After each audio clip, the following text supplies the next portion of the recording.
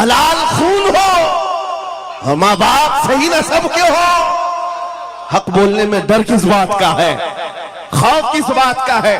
میں بات اس لیے کہہ رہا ہوں، کوئی اگر کسی دیہات سے کسی جگہ سے نکل کر کے آیا ہوا ہوتا، حالات کا مارا ہوا ہوتا اور آ کر کے کسی جنگل میں کوئی گھر بنانے کی کوشش کر رہا ہوتا تو تم یہ کہتے بنگلہ دیش سے آیا ہے بیچارہ، برما سے آیا ہوا ہے بیچارہ، یہ اس آستانے سے آیا ہے جہاں وقت کے بادشاہ بھی اپنی نسبت پر فخر کرتے ہیں۔ شاہ سمنا کا سید رئیس اشرف کو کیا کمی تھی؟ کیا ماں باپ کمزور تھے؟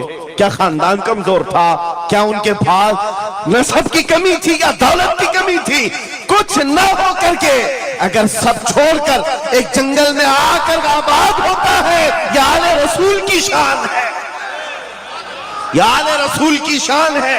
اس لیے میں آپ کو بلا مبالغہ یہ بات کہہ رہا ہوں، مجھے فخر ہے اس بات کے لیے کیونکہ میرے باپ نے بچپن سے ہمیں 3 چیزیں سکھائی ہے جو رسول پاک کی حدیث ہے۔ میرے آقا نے فرمایا علموا اولادکم 3 خصال، حب نبیکم وحب اہل بیتہ وتلاوت القرآن۔ میرے آقا نے فرمایا اپنے بچوں کو 3 باتیں سکھا کر کے جانا۔ نمبر 1 اپنے نبی کی محبت سکھاؤ، نمبر 2 نبی کی اہل بیت کی محبت سکھاؤ، اور نمبر 3 قرآن پاک سکھا کر جاؤ۔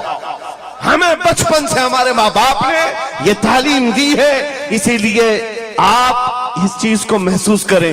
میرے لیے جو سرمایہ آخرت ہے جس کو میں سمجھتا ہوں، یہی وہ منبر ہے جہاں میرے ادھر بھی ادھر بھی وہ سادات بیٹھے ہوتے ہیں جو کرنٹ سے زیادہ مجھے پاور دیا کرتے ہیں۔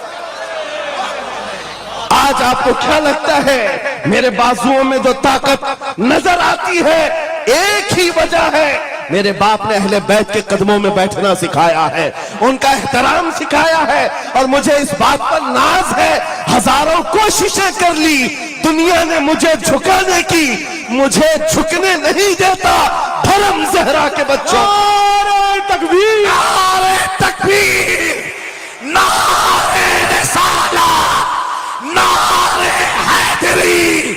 علامہ مفتی سلمان اصغری، علامہ مفتی سلمان اصغری اور سے سرکار شاہ میرا، لبیک لبیک لبیک یا رسول اللہ، لبیک لبیک یا رسول اللہ، لبیک لبیک لبیک یا رسول اللہ۔ میں ان چیٹروں سے کہنا چاہتا ہوں جو اپنے جماعت میں بیٹھ کر غداری کرتے ہو، اگر تمہیں اہل بیت کے چہروں پر بھی نفاق ہے، ان کی محبت میں تمہارے اندر بغض ہے، تو پھر اپنی آخرت کا سوچو، اپنی آخرت کا سوچو۔